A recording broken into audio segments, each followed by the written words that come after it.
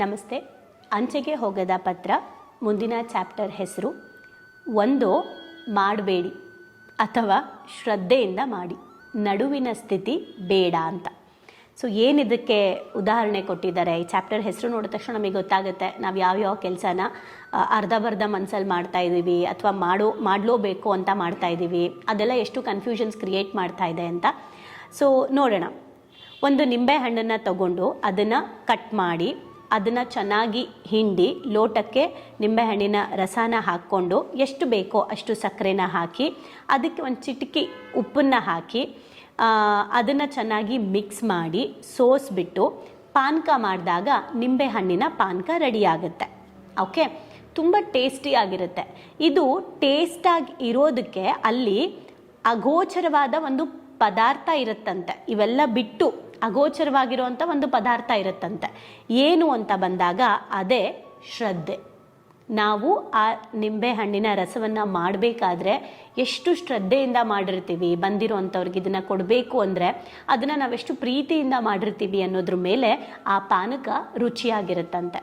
ನಾವು ಅದಕ್ಕೆ ಹೇಳ್ತೀವಿ ಗೊತ್ತಾ, ದೇವಸ್ಥಾನದ ಪ್ರಸಾದ, ದೇವಸ್ಥಾನದಲ್ಲಿ ಏನು ಸಿಗೋ ಪ್ರಸಾದ, ಮನೇಲಿ ಊಟ ಮಾಡೋದಕ್ಕೂ ಎಷ್ಟು ಡಿಫ್ರೆನ್ಸ್ ಇರುತ್ತೆ. ಅದೇ ಹಬ್ಬಗಳಲ್ಲಿ ನಾವು ಮಾಡುವಂಥ ಅಡುಗೆಗಳು ಎಷ್ಟು ಚೆನ್ನಾಗಿರುತ್ತೆ. ದೇವರಿಗೆ ನೈವೇದ್ಯ ಅಂತ ನಾವೇನು ಇಟ್ಬಿಟ್ಟು ತಿಂತೀವಿ ಅದೆಷ್ಟು ಟೇಸ್ಟಿಯಾಗಿರುತ್ತೆ. ಕಾರಣ ಏನಂದರೆ ಅದರಲ್ಲಿ ಶ್ರದ್ಧೆ ಇರುತ್ತೆ ಅಂತ ಹೇಳ್ತಿದ್ದಾರೆ. ಅಗೋಚರ ಪದಾರ್ಥ ಅಂತ ಹೇಳ್ತಿದ್ದಾರೆ. ಎಲ್ಲ ಕೆಲಸದಲ್ಲೂ ಈ ಥರ ಅಗೋಚರವಾದಂತಹ ಪದಾರ್ಥ ಇದೆ. ಅದು ಯಾವ್ಯಾವುದು ಅಂದರೆ, ಒಂದು, ಆ ಕೆಲಸನ ನಾವು ಉತ್ತಮವಾಗಿ ಮಾಡಿದ್ದೀವ ಅಥವಾ ಅತ್ಯುತ್ತಮವಾಗಿ ಮಾಡಿದ್ದೀವ, ಸಾಧಾರಣವಾಗಿ ಮಾಡಿದ್ದೀವ ಅಥವಾ ಅಸಾಧಾರಣವಾಗಿ ಮಾಡಿದ್ದೀವ, ಒಳ್ಳೆಯದು ಮಾಡಿದ್ದೀವ ಅಥವಾ ಗ್ರೇಟಲ್ಲಿ ಸರ್ವಶ್ರೇಷ್ಠವಾಗಿ ಮಾಡಿದ್ದೀವ ಅನ್ನೋದ್ರ ಮಧ್ಯ ಒಂದು ವ್ಯತ್ಯಾಸ ಇರುತ್ತಲ್ಲ, ಆ ವ್ಯತ್ಯಾಸ ಈ ಅಗೋಚರ ಪದಾರ್ಥ ಇದೆಯೋ ಇಲ್ವೋ ಅನ್ನೋದನ್ನು ನಮಗೆ ಅರ್ಥ ಮಾಡಿಸುತ್ತಂತೆ. ಅಂದರೆ ಹೃದಯಪೂರ್ವಕವಾಗಿ ಮಾಡಿದಂಥ ಎಲ್ಲ ಕಾರ್ಯದಲ್ಲೂ ಕೂಡ ಒಂದು ಅಗೋಚರವಾದಂತಹ ಪದಾರ್ಥ, ಅಗೋಚರವಾದ ಶಕ್ತಿ ಇದ್ದೇ ಇರುತ್ತೆ ಅಂತ ಹೇಳ್ತಿದ್ದಾರೆ. ಈ ಲೇಖಕರು ಏನು ಹೇಳ್ತಿದ್ದಾರೆ ಅಂದರೆ, ಅವರು ಅವರ ಮಗಳಿಗೆ ಹೇಳ್ತಾರಂತೆ, ಪ್ರೀತಿಯಿಂದ ಆನಂದವಾಗಿ ಅಡುಗೆ ಮಾಡು, ಇಲ್ಲವಾದರೆ ಅಡುಗೆನೇ ಮಾಡಲೇಬೇಡ. ಯಾಕೆ ಅಂದರೆ ನನಗೆ ರುಚಿಯಲ್ಲೇ ಗೊತ್ತಾಗುತ್ತೆ ನೀನು ಪ್ರೀತಿಯಿಂದ ಮಾಡಿದ್ಯೋ, ಶ್ರದ್ಧೆಯಿಂದ ಮಾಡಿದ್ಯೋ ಅಥವಾ ಮಾಡಲೇಬೇಕಲ್ಲ ಅಂತ ಮಾಡಿದ್ಯೋ ಅಂತ ಆ ರುಚಿಯಲ್ಲೇ ಗೊತ್ತಾಗುತ್ತೆ. ನೀನು ಶ್ರದ್ಧೆಯಿಂದ ಮಾಡಿದ ಆಹಾರದಲ್ಲಿ ಜೀವ ಇರುತ್ತೆ. ನೀನು ಇಷ್ಟ ಇಲ್ಲದೆ ನಿರುತ್ಸಾಹದಿಂದ ಮಾಡಿದಂಥ ಆಹಾರದಲ್ಲಿ ಅದು ಸತ್ತ ದ್ರವ್ಯವಾಗಿರುತ್ತೆ. ಆ ವ್ಯತ್ಯಾಸದಲ್ಲೇ ಗೊತ್ತಾಗುತ್ತೆ ನೀನು ಹೇಗೆ ಮಾಡಿದ್ಯಾ ಅಂತ. ಸೊ ನೀನು ನಿನ್ನ ಹೃದಯ ಅಂತರಾಳದಿಂದ ಮಾಡಿದಂಥ ಕೆಲಸಗಳು ಯಾವತ್ತೂ ಕೂಡ ಅಡುಗೆ ರುಚಿಯಾಗಿರುತ್ತೆ ಅಂತ ಹೇಳ್ತಿದ್ದಾರೆ.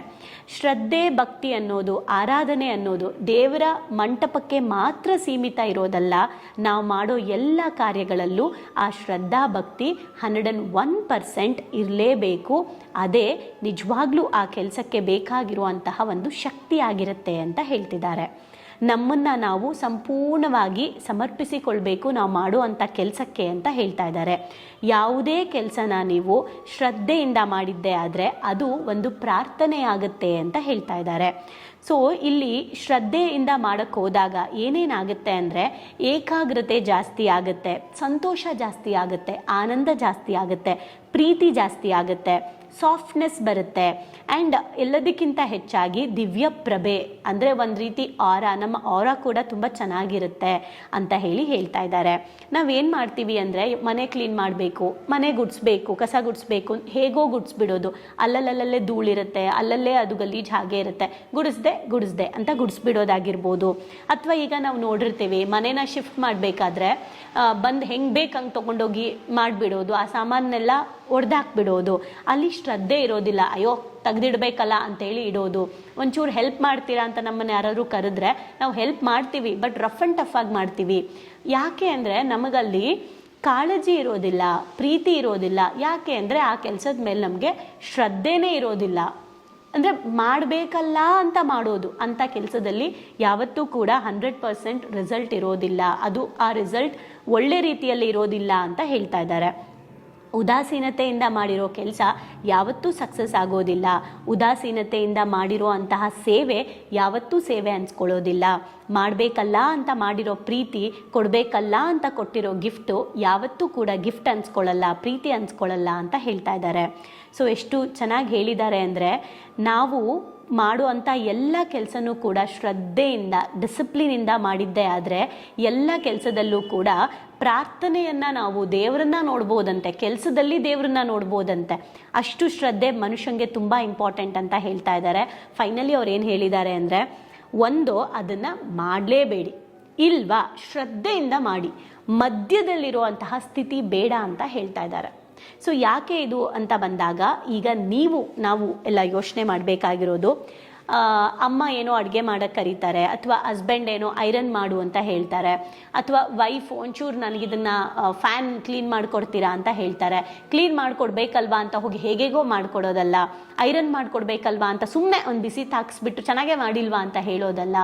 ನಾವು ಮಾಡಿರೋ ಕೆಲಸ ಪರಿಪೂರ್ಣ ಆಗೋದು, ಅಥವಾ ಎದುರುಗಡೆ ಇರೋವಂಥ ವ್ಯಕ್ತಿಗೆ ಇವರು ಪರಿಪೂರ್ಣವಾಗಿ ಮಾಡಿದ್ದಾರೆ ಅಂತ ಅನಿಸೋದು, ಆ ಕೆಲಸದಲ್ಲಿ ಶ್ರದ್ಧೆಯನ್ನು ಇಟ್ಕೊಂಡು ಮಾಡಿದಾಗ, ಪ್ರೀತಿಯನ್ನು ಇಟ್ಕೊಂಡು ಮಾಡಿದಾಗ, ನಾನು ಈ ಕೆಲಸ ಮಾಡಬೇಕು ಅಂತಲೇ ಮಾಡಿದಾಗ ಮಾತ್ರ ಅಲ್ಲಿ ಕೊನೆಗೆ ಸಿಗುವಂಥ ಒಂದು ರಿಸಲ್ಟ್ ಕೂಡ ತುಂಬ ಚೆನ್ನಾಗಿರುತ್ತೆ.